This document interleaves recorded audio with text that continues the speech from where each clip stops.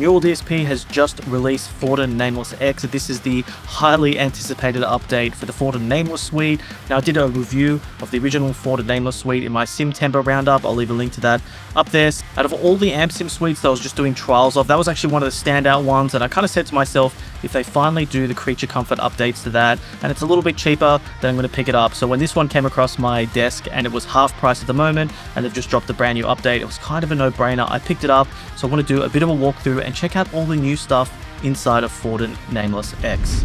Alright, so I've just pulled it up. Let's take a look at it. Things should look very familiar, but there's a few new things under the hood. One of the things that I really like is the dark mode. So that to me is just way more of like a Kali style amp. I like that branding more than anything, but for this video and for a while, I'm going to stick to this.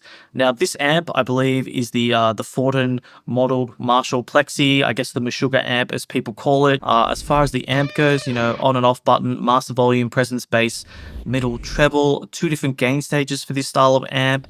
And you've got your low and high input that you can flick it to. Now, it's a NeuralDSP plugin. You've probably seen all this stuff. It's new to Fortin Nameless, but pretty typical stuff for NeuralDSP plugins: input, gate, transpose, input mode, stereo, mono, all your different presets here. We'll take a look at those a little bit later. It's also got the doubler now. So it's pretty much just been updated with all the stuff that NeuralDSP has been doing for a while. So this is all the default settings. It's got the grind pedal. I'll just turn that off for a second. And they've got the Zool pedal. I guess they had the Zool there. That's the noise gate pedal. They had that before. They had the gate option built in there. I'll just leave the Zool pedal on and I won't mess with the gate, but you can do things either or. And when we go to the cab section, you've got all your different microphones, your custom IRs that can load. You can do all your typical NeuralDSP blending here. Fully featured cab section, like an EQ they've just added. I believe this is new, but we have seen this in other NeuralDSP plugins. And then you've got your time-based effects, which I believe is new as well.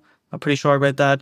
Anyways, delay and reverb pedal. These sound awesome. I've been playing around with it. I've only been messing around with this plugin for half an hour, and I remember the joy that when I played the SimTemper trial. It's a really, really awesome plugin.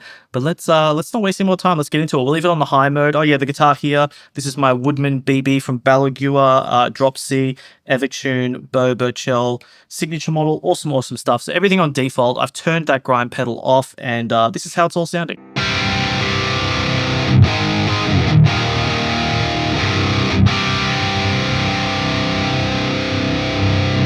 It sounds awesome. It really doesn't need that much tweaking. I'm going to give it a little bit of presence.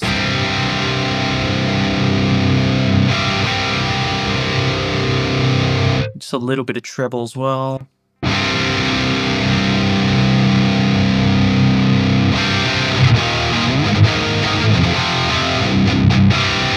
That is sounding pretty good, but let's drive things up. So the grind pedal, I typically find is a little bit too heavy-handed because it's just like a one knob solution, but let's play around with it. So I'll turn it down.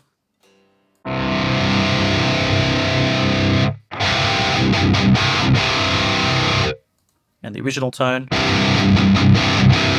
Just clearing up that low end.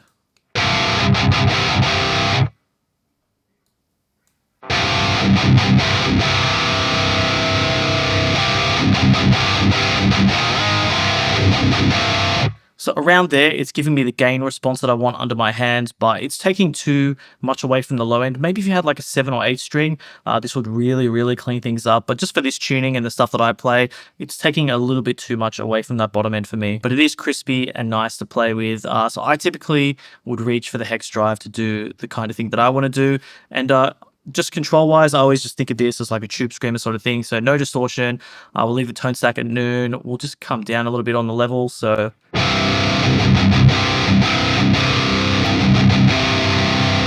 engage this. You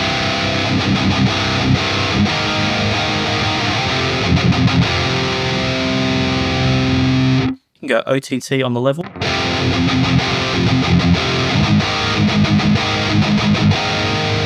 But I'll just go a little bit tamer today.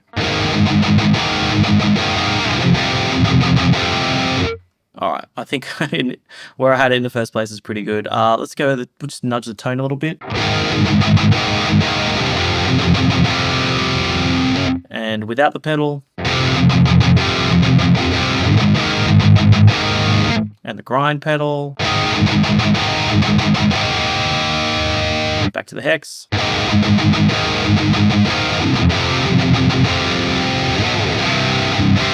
Awesome. Tone, sorted there. Go play some gigs, go record some music. You're absolutely good to go as it is right there.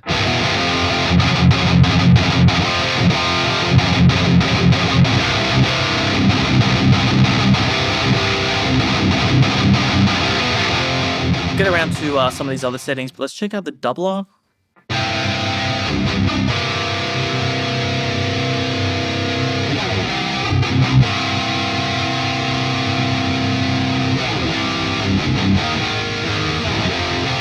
Man, we got headphones on. This is like surreal.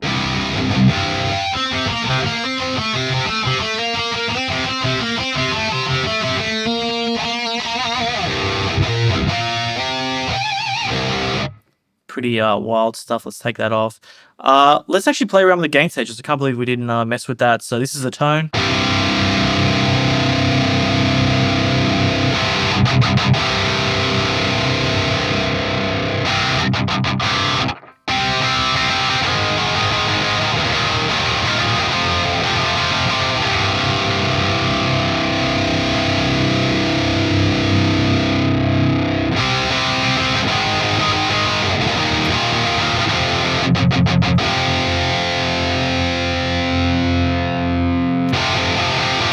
Yeah, so for my ears, I'll always have that, it's gain 2, but I'll call it the first gain stage.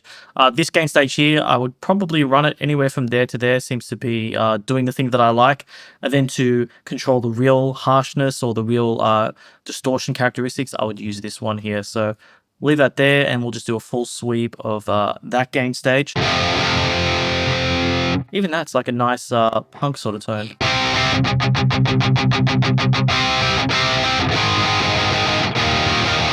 We'll turn it off, see how it sounds without it.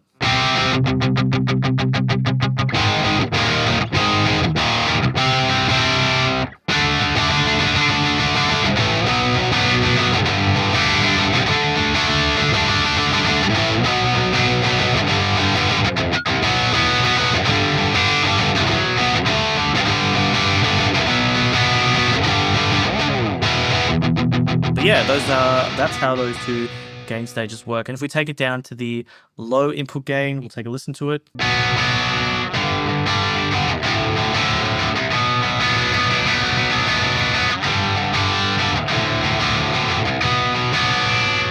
Sounded pretty good there. Infinite ways to shape your tone. You can really go into the cab section if it's a little bit too spiky. There's so many little things you can fine tune. All right, so if we come to this EQ, I just want to roll off some of that low end.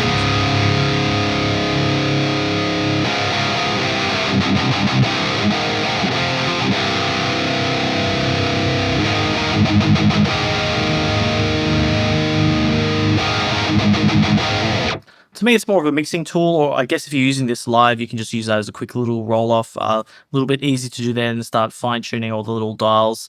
But yeah, we'll give you the 4K that everybody loves.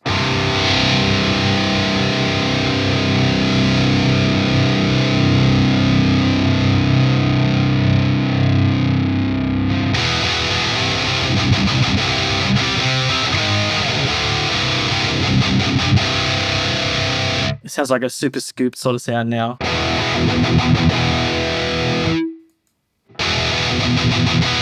Massive difference. So this is it's pretty good tone shaping stuff, but once again, it's just up to you how much you want to play around with it. I'm just going to turn it off for now. All right, we'll check out the delay and reverb pedal. One thing I play around with it, I don't know if this is just psychological because it all looks good and everything, but I find most of the stuff from NeuralDSP very approachable and musical. Once again, I don't know if it's just because the on-screen design looks good, but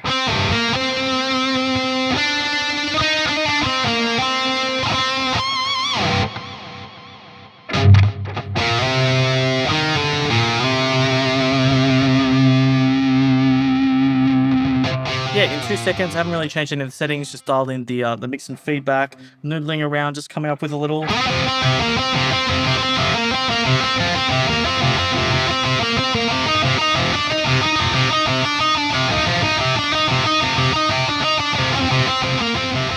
That's what's handy about having things that just are very easy to work with. I just want to reduce the barrier between the technology and what's going on in my head. I just want the stuff to work. I need you to think about how I want this stuff to work better than I can think how I want this stuff to work, if you know what I mean. All right, I've turned off the delay. Let's just check out the reverb. Yeah, it's got a bit of a tail going on there.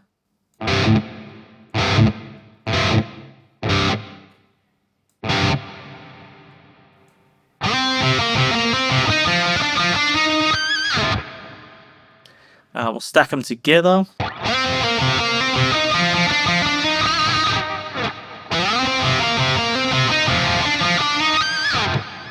So one of the features I really wanted to test here, because when it comes time to mixing, this sort of thing would be very, very handy for me, is the Transpose feature. So this is all set up in Drop C. I've recorded a little riff here. I'll take a listen to it. So this is not Transpose. This is just how it's all sounding as is.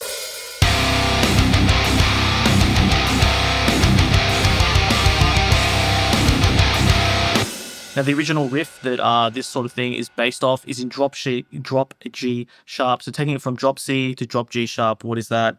4 semitones. So let's take that down and we'll hear how this sounds.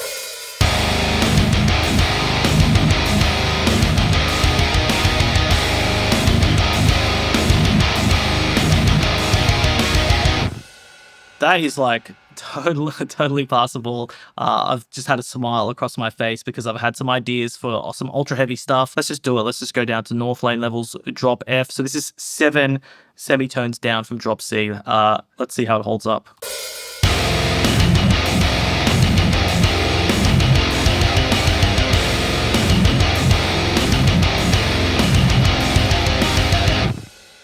Starting to sound a little bit rough there, a little bit digital. I think for demos and just messing around with dipping your toes, it massively, I mean, 7 semitones is a huge task for any sort of transposer. There we go, flick it over to dark mode. Things are looking super slick now. So yeah, there it is. That's everything with the Fortin Nameless X Suite. Really like all the updates that they did. Took their sweet time to get this one done, but happy that it's here now. And if you want to go out and buy this, it's I think about €50 at the moment, half price on sale. If you already own it, you can go download the update.